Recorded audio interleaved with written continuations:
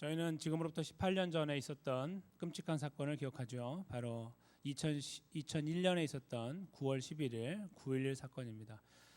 어제 그 사건 속에 있던 한 사람이 이제 생명을 잃었습니다. 어제 아침에 나이가 53세였습니다. 그 사람은 누구였냐면 이제 뉴욕 경찰국에 속한 이제 그 형사로서 마약 하고 폭발물에 관련돼서 담당하는 사람이었습니다. 근데 그 사람이 왜 죽었냐면 암에 걸려 죽었는데 암은 어떻게 걸렸냐 하면 그 9.11 사태에서 먼지가 가득 있는 그곳에 가장 먼저 갔던 사람 중에 한 명이었기 때문입니다.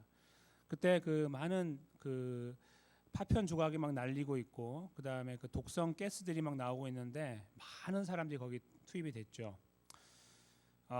그래서 그 투입된 사람들이 나중에 이제 모든 걸 정리하고 나왔는데 몸이 이상하기 시작했습니다. 몸이 가렵기도 하고 눈이 안 보이기도 하고 호흡기 곤란이 오기도 하고 나중에 알고 봤더니 암에 걸려서 이제 그 시한부 인생을 사는 사람들, 이런 사람들이 부지기수로 늘어나기 시작했습니다. 시간이 가면 갈수록 숫자가 늘어났죠.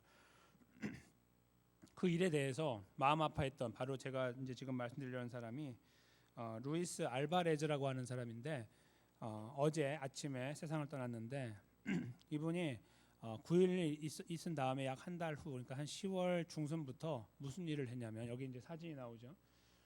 왼쪽에 있는 저 끝에 있는 사진이 젊을 때고요. 그 다음에 여기가 이제 돌아가시 얼마 전의 사진입니다. 이제 암으로 인해 투병 가운데 이제 말랐죠. 67번에 걸쳐서 69번에 걸쳐서 키모를 받았습니다. 예, 그러면서 이제 한 가지 일을 했어요. 그게 뭐냐면 이제 무려 거의 지금 18년 정도 되는데 이 지금까지 거기에 함께 들어가서 사람들을 구하다가 자기처럼 병에 걸린 사람들을 돕자 이겁니다. 근데 이 무슨 구호 단체를 만들어서 사람들에게 펀드레이징을 하는 게 아니라 정부에 요청하는 것이었습니다. 정부가 거기에 미지근한 대응을 하니까 이제 상원, 하원을 찾아가면서 여기에 지금 아파가는 사람들이 사실은 다 9.11 때문에 그런 겁니다를 이제 증명하기 시작했습니다. 그래서 그 열매가 한 9년 정도 있다가 나타났어요. 그래서 2010년부터 미국 이제 상원에서 약 70, 그러니까 7 빌리언, 그러니까 70억 달러를 투입해서 그분들을 돕기 시작했어요. 그러니까 처음에는 뭐 제대로 혜택도 받지 못하고 살다 죽은 사람도 엄청나게 많고 그 9년 동안에, 그리고 그때 당시만 해도 그 환자가 자꾸 늘어나고 있었어요. 암이라는 판단이 날 때까지 오래 걸린 사람들이 많거든요. 그러니까 나중에 시간이 지나면서 다 암에 걸리는 거예요. 그것이 이제 사람들은 그러잖아요. 그게 왜 꼭 9.11로 관련됐다고 보느냐 이렇게 생각하는 사람도 있잖아요. 근데 그거를 계속 주장을 한 거예요. 그럼에도 불구하고 맞다. 그게 그렇게 늦게 나타날 수 있다라고 이제 계속 증명을 하려고 노력을 하고 이제 의료적인 어떤 데이터를 가지고도 이제 계속해서 설득을 하기 시작했어요. 그래서 그렇게 한번 펀드가 나온 다음에 보니까 금방 없어져 버렸어요. 그거 9년치를 다 갚아버리니까 뭐 그냥 택도 없는 거예요. 그래서 오바마 대통령이 2010년에 다시 상원하고 하원에서 의논을 해가지고 그러니까 2.7 빌리언, 그러니까 2.7 빌리언이죠. 27억 달러를 다시 투입을 했어요. 처음에 70억을 하고 27억 달러를 다시 투입을 하고 2012년에 투입을 하고 3년 뒤에 또 투입을 했어요. 그래서 그때 46억 달러, 그러니까 4.6 빌리언을 또 거기다 투입을 했어요. 그랬는데요, 2015년까지 돈이 많이 들어갔잖아요. 한 12억 달러 정도 엄청난 돈이 들어갔는데도 모자른 거예요.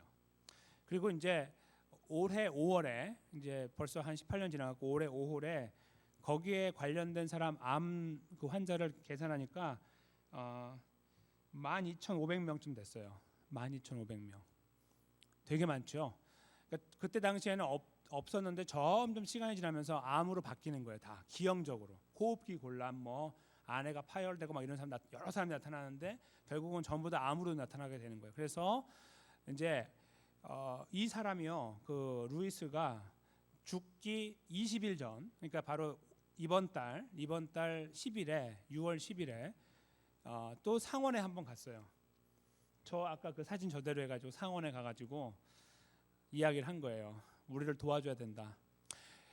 그 앞에 어떤 계획을 내세웠냐면 원래 2020년까지 도와주기로 한 계획이 있었는데 그걸 다 없애고 휴지 조각으로 만들고 2089년까지 해야 된다 그렇게 말했어요.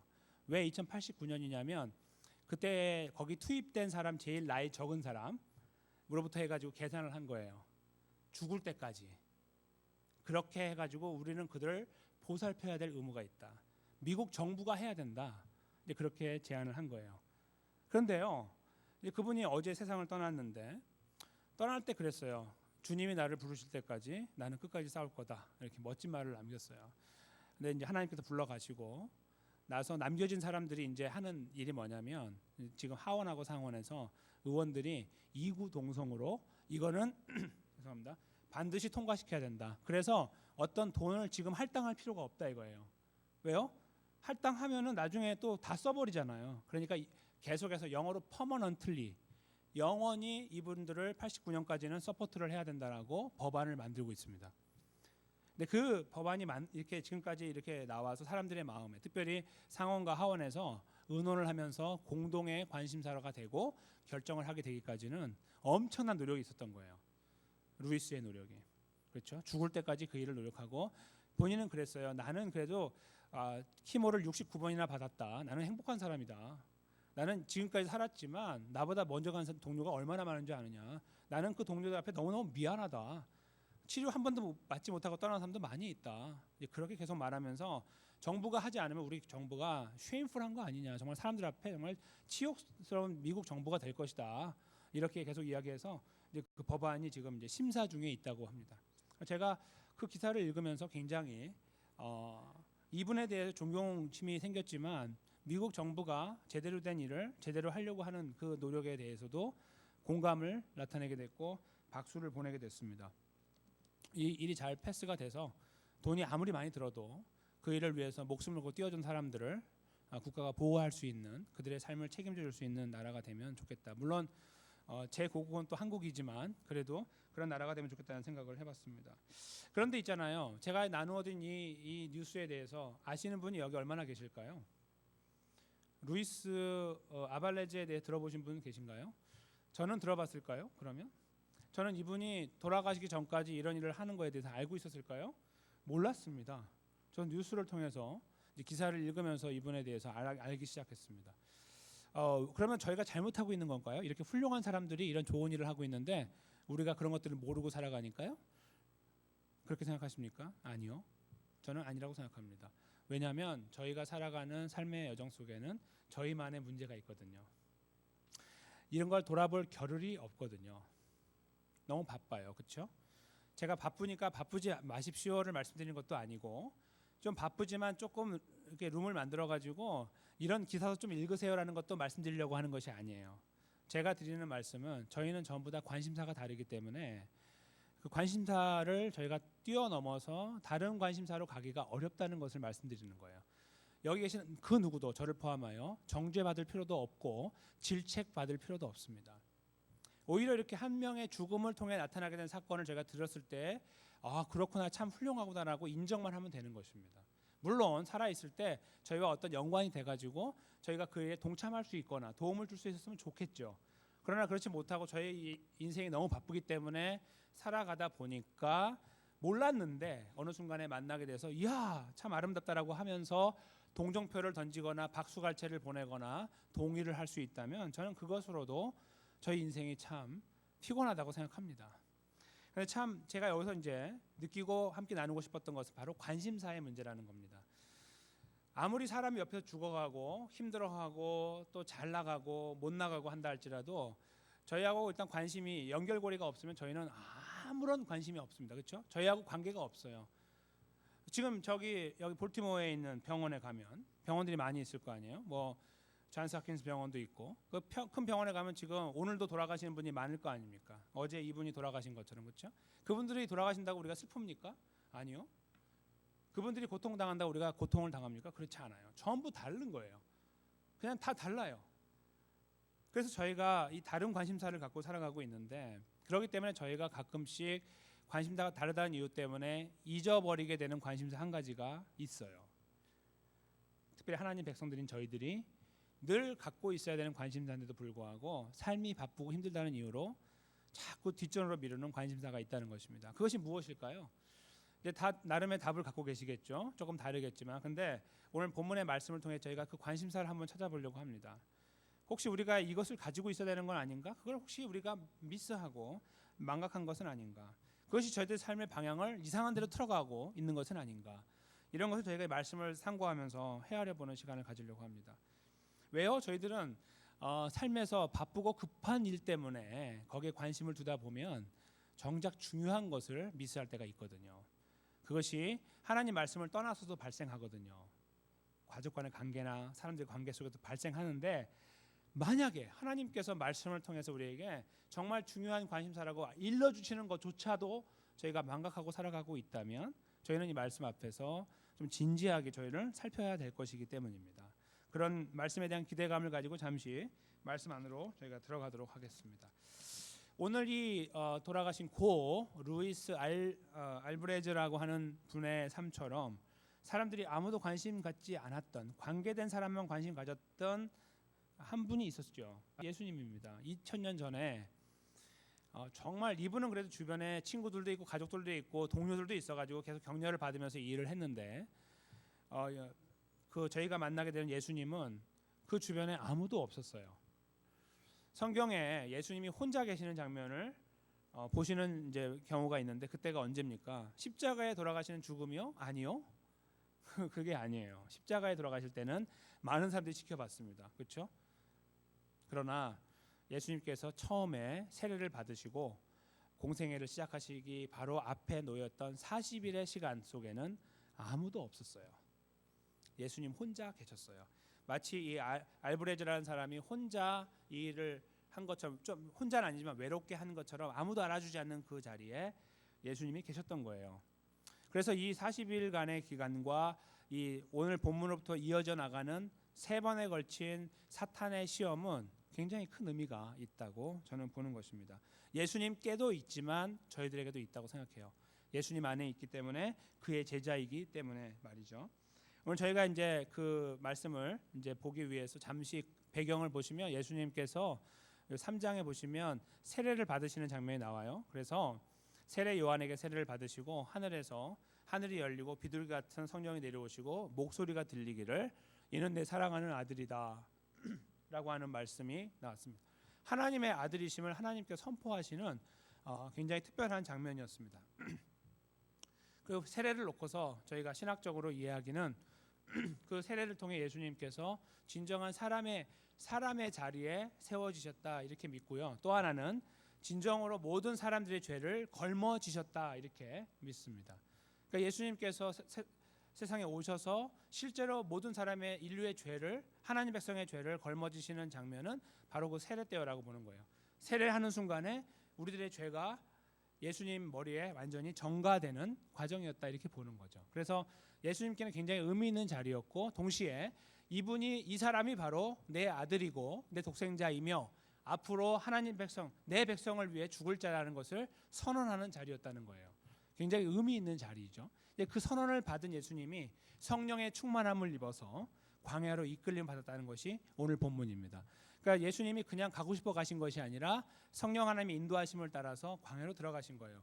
거기에는 아무도 없었습니다. 혼자 아무도 없는 광야에 나가 40일을 지나시게 된 거예요.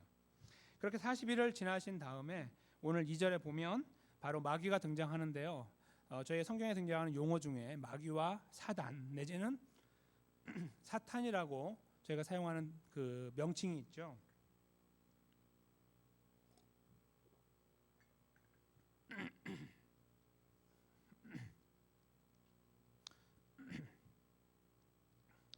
저희가 요한계시록을 보면, 요한계시록 12장 9절에 보면 이 명칭에 대한 정리가 되어 있는데 이렇게 정리가 되어 있습니다. 큰 용이 내어 쫓기니 옛 뱀 곧 마귀라고도 하고 사단이라고도 하는 온 천하를 꾀하는 자라 이렇게 말합니다. 여기서 어떤 걸 저희가 알게 되냐면 마귀는 곧 사탄입니다. 마귀. 그래서 저희가 이제 마귀들 뭐 이렇게 쓰는 것들은 좀 올바른 것이 아니에요. 마귀는 딱 하나이죠. 그리고 그 아래 성경적인 표현을 보면 귀신들이라고 표현하는 디몬스라고 하는 것들이 있습니다.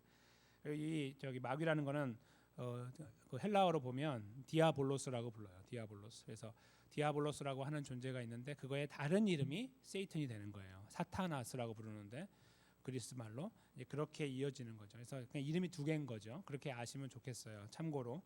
그래서 오늘 등장하는 거는 사탄이 보낸 하수인인 디몬스가 아니라 마귀들이 귀신들이 아니라 사탄 그 자신이 예수님과 이렇게 이제 그 전투를 벌인 거다 이렇게 보시면 되겠습니다. 그래서 그렇게 마귀가 나타나서 2절에 보면 시험을 이제 했는데 이 모든 날에 아무것도 잡수시지 아니하시니 날수가 다함에 어떻게 됐습니까? 줄이셨다. 이제 굉장히 지금 시장하신 상태가 되신 거예요. 40일 동안 금식하셨으니까요. 근데 예수님이니까 뭐 40일쯤은 아무것도 아니지라고 생각하시는 것은 오산입니다. 예수님은 100% 인간이 되셨기 때문에 슬픔도 기쁨도 즐거움도 모든 것들을 다 경험하는 분이시죠. 그래서 40일 줄이신 후에 예수님 모습은 아주 깡마른 모습이었다고 가정하시면 틀림없으실 것입니다. 굉장히 지쳐 계신 모습이죠. 예수님에게 가장 필요한 것은 먹는 것입니다. 이제 그런 상태라는 것을 알게 됩니다. 그리고 나서 이제 마귀가 등장을 하여 이제 이렇게 그 시험을 하죠.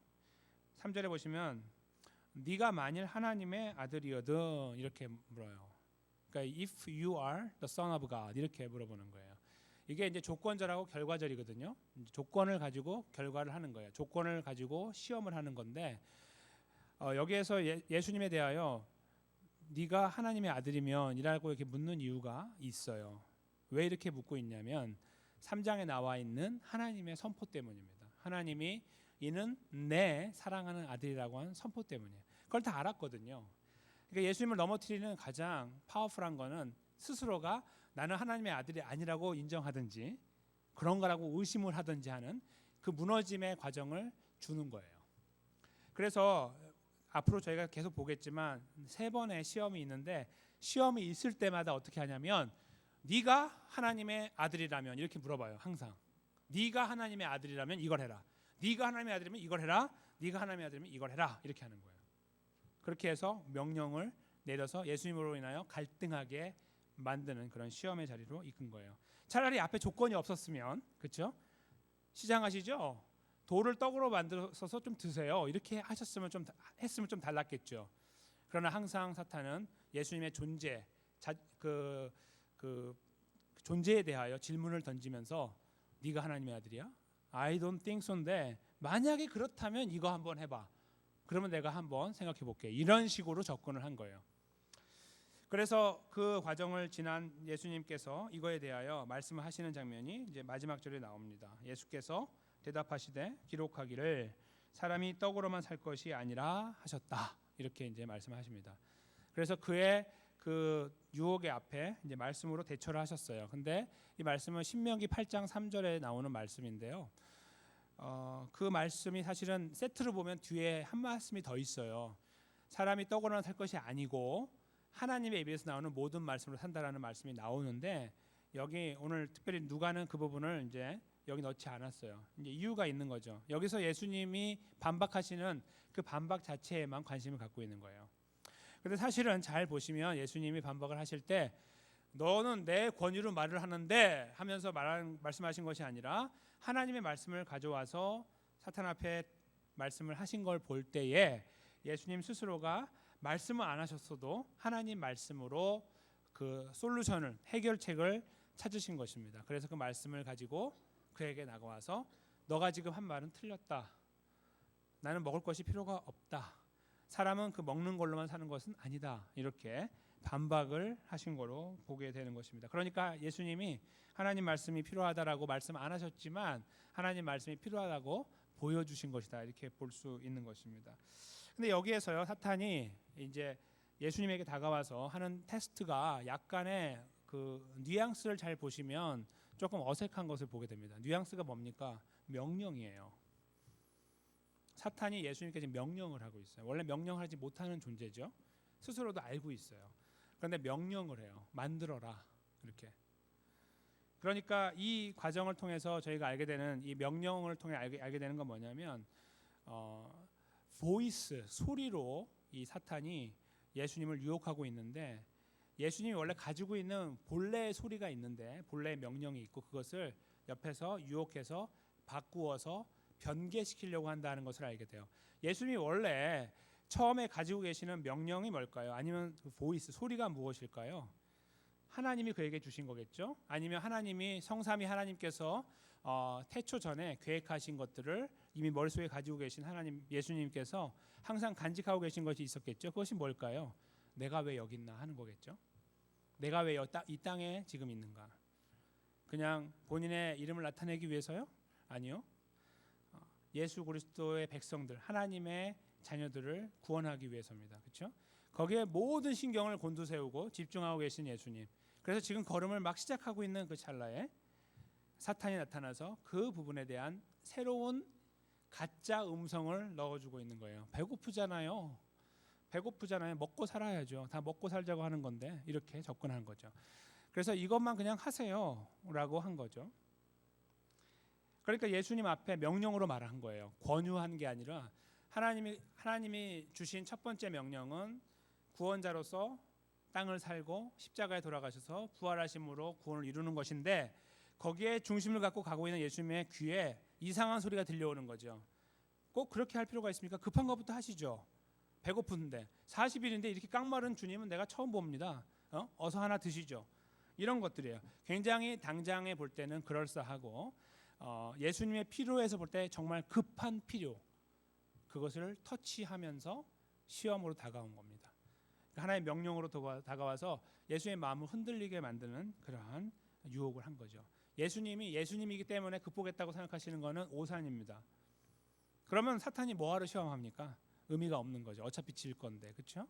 여기서 예수님은 순수한 하나님의 그 아들의 모습으로, 우리 사람의 모습으로서의 자리를 지켜나가면서 이 시험 앞에 서 있는 것입니다. 그리고 여전히 그 방법은 하나님 말씀으로 그 시험을 이기기 위해서 맞받아치면서 시험에 대한 반응을 보이셨던 것입니다. 근데 제가 여기서 지적하고 말씀드린 것처럼 사탄이 유혹하러 올 때에 예수님의 마음에 깊이 비수를 꽂는 것처럼 는 이 시험은 정말 대단한 것이었다라는 것을 저희가 눈여겨봐야 된다는 것, 그걸 저희가 먼저 한번 나누었으면 좋겠습니다. 저희가 배고픔을 경험한 그 경험이 있으신 분들 여기 많이 계시고, 또 이제 80, 90 이렇게 되신 분들께서는 제가 감히 명함도 내밀지 못할 정도로 어려운 시간들을 한국의 근대사, 현대사를 지나오면서 경험하셨습니다. 그렇죠? 그러신 분들의 그 말씀 속에는 배고픔이라는 것이 정말 늘 그냥 익숙할 정도로 몸에 달고 사셨던 분들이 많이 계시잖아요. 그러면 심지어 미국에 오셔서 사실 때도 음식 하나 버리는 것조차 아까워하시는 것들을 봅니다. 저렇게까지 하실 필요가 있을까라고 할 정도로 음식 하나 버리지 않는 분들, 그렇죠? 왜요? 배고픔을 경험하셨기 때문입니다. 그걸 경험해 보신 분들만 얼마나 그것이 귀중한 것을 알죠. 그리고 배고프신 분들이 그것이 얼마나 지독하게 힘든 것인지도 알아요. 예수님의 이 걸음 속에 등장하고 있는 이 그 금식 이후에 빵으로서의 유혹하는 것은 인간이 가지고 있는 가장 기본적인 욕구, 배고픔을 극복하려고 하는 그 욕구에 던지는 정말 너무너무 날카로운 유혹입니다. 저는 이것이 본문에서는 빵으로 다가왔지만 이것이 바로 저희 일반적인 삶에서 보면 먹고 살 길 가지고 유혹했다라고 생각해요. 먹고 살 일. 결국 빵을 먹어야 사니까요. 그렇죠? 빵으로 시작하니까요. 왜 저희가 일을 하죠? 열심히 일을 하시는 이유는 자아 실현을 위해서 하죠. 자아 성취를 위해서 하고. 맞는 말씀입니다만 자아 성취, 자아 실현 열심히 하시는데 한 달에 월급 10불 받으시면 괜찮으시겠습니까? 아니요. 나를 뭘로 보고 이 사람이 하고 우리가 화를 내죠. 있을 수 없는 일이에요. 왜요? 먹고 살아야 되기 때문입니다. 땅에 머무는 동안에 먹고 사는 일하고 우리는 떨어질래야 떨어질 수 없는 존재들입니다. 지금 사탄이 예수님 앞에 다가와서 던진 이 첫 번째 시험은 너무너무 날카로운 거예요. 뭐 그런 거 갖고 그러세요라고 하기에는 너무너무 무거운 겁니다. 그 앞에 다음 이어지는 시험보다 훨씬 더 파워풀한 거예요. 당장에 눈이 막 감길 정도로 힘들고 앞이 잘 안 보이는 가운데 있는 예수님을 향하여 예수님 일단 먹고 시작합시다. 제가 여기 당신을 시험하러 왔는데 일단 먹으세요 라고 할 때 그럴 거라고 쉽게 넘어갈 수 있는 정말 당시의 그 필요에 가장 적합한 유혹이었다는 겁니다. 그것으로 예수님 앞에 다가왔다는 걸 저희가 여기서 캐치를 해야 됩니다. 그 앞에서 예수님은 그것을 기꺼이 이기셨는데 어떤 다른 능력을 행하시면서 하신 것이 아니라 사람은 그것만 갖고 사는 것이 아니다라고 하면 뉘앙스를 남겨주셨죠. 바로 하나님 말씀이 필요하다거나 아니면 더 나아가서 내가 필요하다고 말씀을 하신 거죠. 저희가 읽은 본문에는 나오지 않지만 나중에 뒤로 이어져 나가면 예수님의 걸음 속에서 예수님이 나는 생명의 떡이다라고 말씀하신 장면이 나옵니다. 다시 말씀드리면 예수님은 이 땅에 오셔서 십자가에 돌아가신 이 과정의 결론 부분에서 무엇을 우리에게 주기 위하여 오셨냐 하면 떡을 주기 위해 오신 거예요. 본인이 떡이셨던 것이죠. 생명의 떡이요.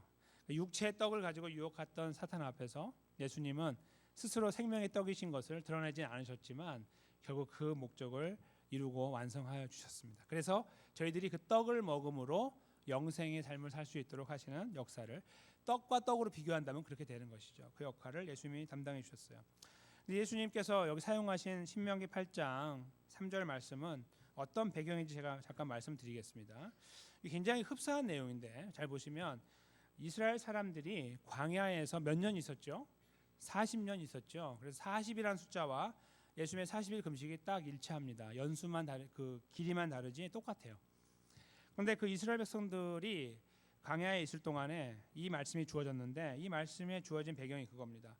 너희가 하나님께서 이스라엘 향해 말씀하시는 동안에 너희가 이 40년 동안 너의 삶에 내가 함께하였던 것을 기억하라 이겁니다. 그러면서 하신 말씀이 사람은 떡으로만 사는 것이 아니다. 이렇게 말씀하신 거예요. 왜요? 그들의 머릿속에는 뭐가 있어요? 떡으로만 산다고 하는 거예요. 먹어야 산다, 벌어야 산다, 이루어야 산다는 것이 머릿속에 맴돌고 있을 때에 하나님께서 이 말씀을 주신 거예요. 그게 아니야. 왜요? 그들이 무엇을 먹었어요? 본인이 노력해서 먹었나요? 아니요. 하나님이 만나를 주셨어요. 그냥 먹었어요. 그냥 주신 거 받아서 먹으며 40년을 살았어요. 그것을 기억하라고 하신 거예요. 그것이 바로 그 말씀의 배경이 됩니다. 그러면서 더 하신 말씀이 여기 있어요. 이 40년 동안에 내 의복이 헤어지지 아니하였고 내 발이 부르지 아니하였느니라. 발이 부르트지 아니하고 옷이 헤어지지 않았다고요. 40년 옷 입으시는 분 있으세요 여기? 물론 있으시겠죠. 좋은 옷, 비싼 옷 하시면 아껴서 입으셔서 50년도 입으실 수 있겠지만 보통 옷은 저희가 입다 보면 금방금방 헤어지게 되죠. 더더군다나 사막 지역에서의 옷은 금방금방 헤어지게 되어 있습니다. 신발도 마찬가지예요. 근데 하나님이 여기 말씀하신 내용이 뭡니까? 너희들의 옷도 바꿔 입지 않았고 40년 동안 너희 신발도 바꿔 신지 않았다. 먹는 문제 내가 해결해 주었다. 과연 너희가 벌어서 살았느냐? 그것을 말씀하시는 겁니다. 그렇지 않지 않느냐? 그것처럼 너희 삶의 주인인 나이므로 나를 신뢰하고 나를 의지하고 내 말에 순종해라. 그것이 골자였던 것이죠. 예수님이 그 말씀을 여기서 택하신 이유는 거기 있는 것입니다. 즉 그저 말씀 하나로만 말씀이 떡이 필요한 것이 아니다라고만 말씀하려고 하는 것이 아니라 그 전체적인 이야기를 하고 싶은 겁니다. 결국은 네가 나를 이 떡으로 유혹하지만 천만에 떡이 중요한 것이 아니라 떡을 공급하시는 분이 중요한 거야. 그리고 떡을 공급하시는 분이 주시는 진짜 떡이 중요한 거야. 먹고 사는 이 문제가 중요한 것이 아니라 우리의 영혼의 문제를 책임지는 그분이 중요한 거라 하는 것을 예수님께서 이 안에서 말씀을 하고 계시는 것이죠. 그래서 실제로 그 걸음 속에서 내가 생명의 떡이라고 스스로를 정의하시고 그 나를 먹는 자는 영원한 생명에 거하게 된다라고 말씀하셨습니다. 그리고요 나중에 요한복음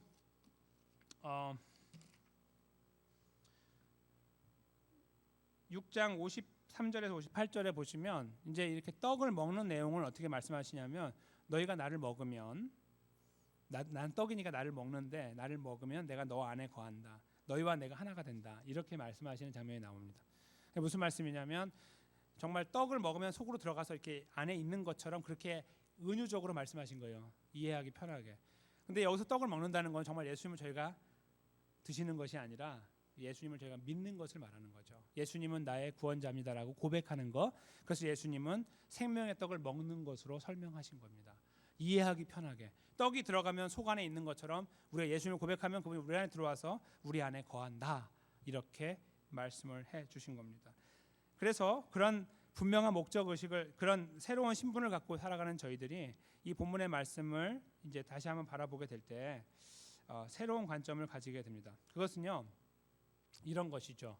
아까 그 루이스 알브레즈라고 하는 사람의 이야기를 제가 말씀 잠깐 드리면서 아무도 알아주지 않는 몇 명만 알아주는 그 걸음을 묵묵히 걸었을 때 저희가 관심사 문제로 그것을 눈여겨볼 수가 없었다. 그건 자연스러운 것이라고 말씀했던 것을 기억하십시오. 예수님의 걸음이 마치 그것과 비슷했다라고 제가 말씀드린 것이 바로 여기 있는 것입니다. 40일 동안 아무도 함께하지 않은 걸음. 그런데 예수님의 관심사는 항상 하나님의 나라에 있었고 십자가의 죽으심과 부활에 있었고 하나님 백성들을 구원하시는 것에 있었습니다. 그래서 이 옆에서 오는 여러 가지 의견들에 흔들리지 아니하고 그 걸음을 걸어갈 수 있었고 완성할 수 있었죠. 근데 그것을 저희가 언제 알게 됐죠? 알프레즈의 죽음처럼 예수님이 죽었을 때 저희가 물론 성경을 통해서 모든 일들을 알지만 사실은 예수님의 죽으심이라는 사건 때문에 알게 된 거예요. 알프레즈는 아직 부활하지 못했죠. 그러나 예수님은 알프레즈와 다르게 3일 만에 부활하셨습니다. 알프레즈와 비슷한 것이 있지만 확연히 다른 특별한 것을 갖고 계셨습니다. 그것은 부활이라는 역사였습니다. 그리고 그 부활의 역사에 저희를 넣어주셔서 저희로 하여금 저희들의 관심사가 무엇인지를 돌아볼 수 있는 여유를 저희에게 주고 있는 것입니다.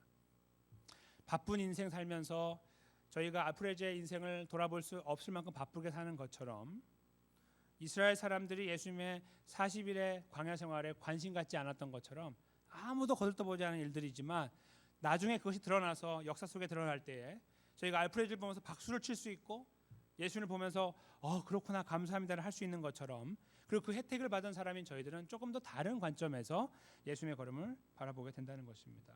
그것은 바로 예수님이 그렇게 관심사를 분명하게 집중하고 갔던 것처럼 우리들의 관심사가 무엇인가에 대한 생각을 하는 데 있다는 것이죠. 저희들의 관심사는 먹고 사는 거에 있죠.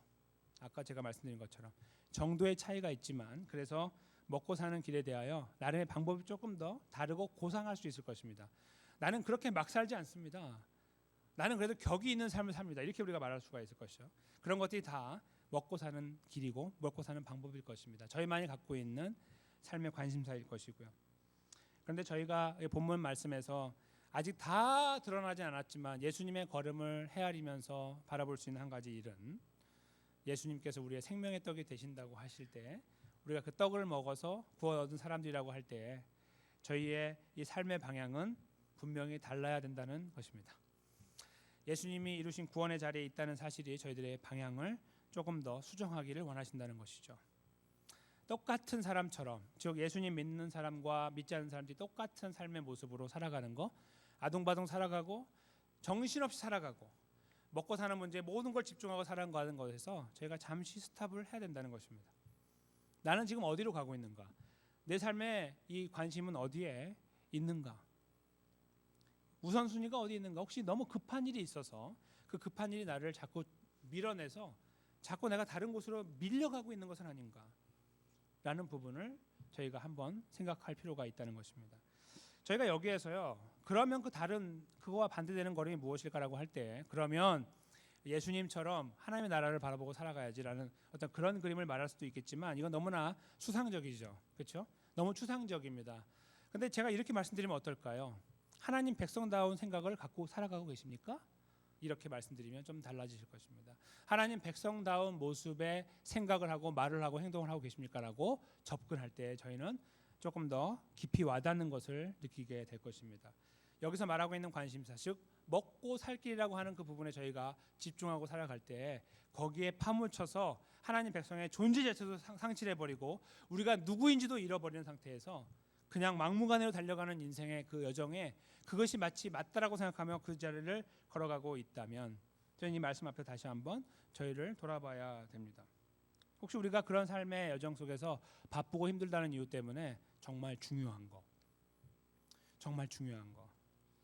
우리를 구원하신 하나님의 은혜, 우리와 함께하고 계시며 우리를 인도해 나가신 하나님의 은혜, 우리 삶의 주인 되시고 우리의 기도를 들으시고 우리의 삶 속의 문제를 해결해 나가시며 여정을 인도해 나가시는 하나님의 역사하심, 이 정말 중요한 부분조차도 저희가 망각해버리고 옆으로 치워버리고 하나님 잠깐만요, 제 것이 더 중요하고 이것이 더 급해요라고 말하며 우리가 그런 걸음을 걷고 있다면 오늘 이 말씀 앞에 저희는 잠시 브레이크를 걸어야 된다고 생각을 합니다. 그리고 그 앞에서 우리를 돌아본 이후에 행여 저희도 모르는 사이에 너무나 많이 이 삶의 여정 속에 찌들어 있고 빠져 있고 먹고 사는 문제라는 우리만의 그 일 속에서 우리만의 어떤 목표 가운데서 머물러 있어서 그것이 우리를 힘들게 만들고 좌절하게 만드는 거기에서 계속 업앤다운의 삶을 살고 있다면 저희는 잠시 그 자리를 생각할 뿐만 아니라 방향을 틀어서 주님의 은혜로 마치 저희가 당연히 걸어가야 되는 그 자리에 다시 한번 세워져야 된다고 믿습니다. 그 걸음은 먹고 살 길 정말 중요하죠. 근데 그 먹고 살 길이 사실 잘 생각해 보면 예수 그리스도라는 사실을 저희가 다시 이해하게 되죠. 그리고 그분 앞에 저의 방향을 틀게 될 것입니다. 두 가지 먹고 살 길이 있을 때에 세상에서 요구하고 바라보고 제시하고 있는 그 길과 오늘 말씀에서 저희들에게 보여주시는 예수 그리스도가 먼저 걸어가셨고 또 우리에게 먼 훗날 보여주셨던 생명의 떡이라고 말씀하시며 우리를 따르게 하시는 그 예수 그리스도, 그분을 진실로 우리의 생명의 모든 것으로 생명의 근원으로 여기면서 먹고 살 길이라는, 우리가 먹고 그분 때문에 영생을 얻게 되는 먹고 살 길 되시는 바로 그 예수 그리스도께 다시 한번 붙잡힌 바 되어지고 붙들린 바 되어져서 저희들의 걸음을 재정비하고 걸어가야 되겠다 생각을 합니다. 많은 생각들이 드시겠습니다. 그렇죠? 가정 안에, 직장 안에, 또 교회 안에, 그렇죠? 여러 가지 하나님 백성으로서의 걸음이 항상 녹록치가 않기 때문입니다. 그 자리에서 저희가 이 말씀을 다시 헤아렸으면 좋겠습니다. 그리고 우리들의 결정과 결심과 의지가 이 삶을 이끌어가지 못한다는 사실을 다시 한번 생각해봤으면 좋겠습니다. 그리고 더 기쁘고 감사한 것은 우리가 예수님을 먹었다는 사실, 생명의 떡이 되신 예수 그리스도가 우리 안에 계신다는 사실, 우리의 삶을 지금도 여전히 바라보고 지키시고 계신다는 사실, 저희는 그조차도 망각해서 자꾸 넘어지고 좌절하는데 오늘 말씀의 연속선상에서 발견한 그 예수 그리스도, 생명의 떡이 되시는 그 예수 그리스도를 저희가 다시 바라보고 인정하는 것, 바로 그 자리에 서서 저희들이 앞으로의 걸음, 참된 먹고 살 길을 다시 한번 바라보고 개척해 나가며 이루어 나가는 그런 걸음 가운데 세워져야 되겠다는 확신을 갖습니다. 저와 여러분이 비록 지금 삶의 여정이 그렇게 큰 무게로 다가오는 가운데 있지만 이 말씀을 집중합시다. 그리고 기도하며 맡겨드립시다. 참 어렵습니다. 말씀을 전하는 저도 마찬가지입니다. 우리 안에 많은 과제들이 있고 숙제들이 있고 짐들이 있습니다. 급한 것들 많아서 하나님 이거부터 해결해야 제가 먹고 살 수 있습니다라고 하는 많은 것들 저희가 옆으로 내려놓고 저희들의 관심사의 중심에 다시 한번 예수 그리스도를 놓아두며 그분의 인도하심 앞에 인생을 맡겨드릴 수 있는, 그래서 저희 삶이 질서 잡힌 삶이 이루어지고 주님이 도우심을 따라서 한 걸음 한 걸음이 더 견고하게 세워져 나가는 그런 자리에 믿음으로 기도함으로 다시 한번 힘있게 세워지게 되시기를 주님의 이름으로 간절히 축원합니다.